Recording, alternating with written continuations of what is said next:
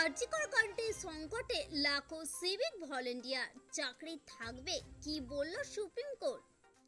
বারণের সত্ত্বেও জল ছেড়েছে ডিবিসি, বাংলায় বন্যা আটকে ৩৫ জন। রেগে গেলেন মুখ্যমন্ত্রী মমতা বন্দ্যোপাধ্যায়, নিলেন বড় সিদ্ধান্ত। ডাক্তারদের দাবিতে শিলমোহর, সিপি সহ কাকে কাকে সরাচ্ছেন মমতা। জাগো বাংলার সম্পাদক পদ ছাড়লেন সুখেন্দু শেখর রায়, কিসের ইঙ্গিত দিচ্ছেন তৃণমূল সাংসদ। মুখ্যমন্ত্রীর পদত্যাগ নিয়ে বড় ঘোষণা কোর্টের। আচমকাই প্রধানমন্ত্রীকে নিয়ে টুইট অভিষেকে চমকে গেল গোটা দেশ। আজ ফের ঝেঁপে ঝড় বৃষ্টি দক্ষিণবঙ্গে। কোন কোন জেলায় রেড অ্যালার্ট জারি করা হয়েছে, কি জানাচ্ছে আবহাওয়া দপ্তর। আজকে থাকবে মূলত এই নিয়ে বিস্তারিত আলোচনা। সিভিক ভলেন্টিয়ারদের নিয়ে রাজ্যের উদ্দেশ্যে প্রধান বিচারপতির মন্তব্য।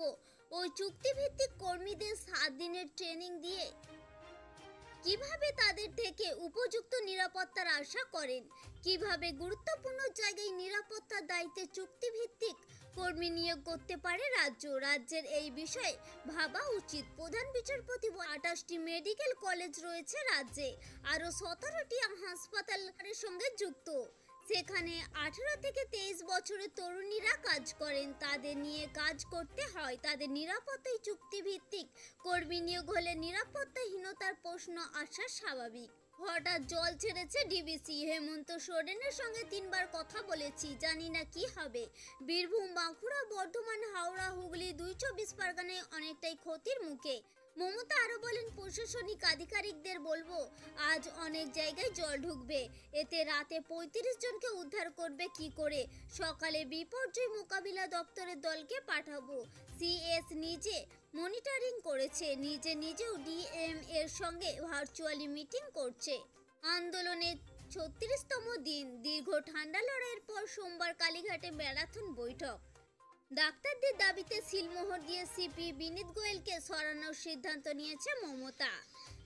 ডিসি অভিষেক গুপ্তা, স্বাস্থ্য অধিকর্তা দেবাশিস হালদার, স্বাস্থ্য শিক্ষা অধিকর্তা নায়ককে পদত্যাগের সাংবাদিক বৈঠকে মমতা বলেন, আমরা ছাত্রদের কথাকে গুরুত্ব দিয়ে স্বাস্থ্য অধিকর্তা এবং স্বাস্থ্য শিক্ষা অধিকর্তাকে সরানোর সিদ্ধান্ত নিয়েছি।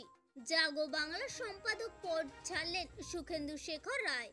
তৃণমূল রাজ্যসভার সাংসদ এই পদে ছিলেন 2022 সাল থেকে। সূত্রে খবর, সোমবার রাতে তৃণমূলের মুখপাত্র জাগো বাংলার সম্পাদক পদ থেকে ইস্তফা দেন দলের রাজ্যসভার সাংসদ সুখেন্দু শেখর রায়। তিনি রাতে ইস্তফাপত্র পাঠিয়েছেন বলে খবর, তবে তা গৃহীত হয়েছে কিনা সেই বিষয়ে এখনো জানা যায়নি। এই বিষয় নিয়ে সুখেন্দু শেখর নিজেও কিছু জানেন না বলে জানা গেছে। আরজিকর কাণ্ডের প্রেক্ষিতে মুখ্যমন্ত্রী মমতা বন্দ্যোপাধ্যায়ের পদত্যাগ নিয়ে বিষয়টি সুপ্রিম কোর্টে উঠে এসেছে। সুপ্রিম কোর্টের প্রধান বিচারপতি DY চন্দ্রচূড় স্পষ্ট করে জানিয়েছেন যে আদালতে মুখ্যমন্ত্রীকে পদত্যাগ করতে নির্দেশ দিতে পারে না। তিনি বলেন, এটি আমাদের কাজ নয়। প্রধান বিচারপতি এই বিষয়টি নিয়ে আলোচনা শুনতে আসা আইনজীবীকে কঠোর ভাষায় সতর্ক করেন এবং মন্তব্য করেন, এটা রাজনৈতিক মঞ্চ নয়। আর সকাল সকাল দেশের প্রধানমন্ত্রী নরেন্দ্র মোদীকে নিয়ে টুইট করলেন তৃণমূল সাংসদ অভিষেক বন্দ্যোপাধ্যায়। আর এই টুইট দেখে চমকে গেল বাংলা তথা দেশীয় রাজনৈতিক মহল। আজ আসলে প্রধানমন্ত্রী নরেন্দ্র মোদীর জন্মদিন। তিনি 74 বছরে পা দিয়েছেন। আর এই নিয়ে নিজের এক্স হ্যান্ডেলে বিশেষ পোস্ট করেছেন অভিষেক। গত কয়েকদিনে নিম্নচাপের প্রবল তাণ্ডব দেখেছে কলকাতা সহ গোটা দক্ষিণবঙ্গ। টানা ভারী বৃষ্টির জেরে বিপর্যস্ত একাধিক এলাকা, জলমগ্ন হয়ে পড়েছে কিছু অংশ। বৃষ্টির দাপট অবশ্য কিছুটা কমেছে। আবহাওয়া দপ্তরের সূত্রে খবর, এখন কয়েকদিন বৃষ্টি চলবে। দক্ষিণবঙ্গের সপ্তাহভর ভারী বৃষ্টির সম্ভাবনা রয়েছে। কেবলমাত্র ছোট্ট ইনফরমেশনটি আপনাদের সামনে উপস্থাপন করা। যদি ভালো লেগে থাকে অবশ্যই লাইক করবেন, জনস্বার্থে প্রচুর পরিমাণে শেয়ার করবেন। Thank you friend, thank you for watching.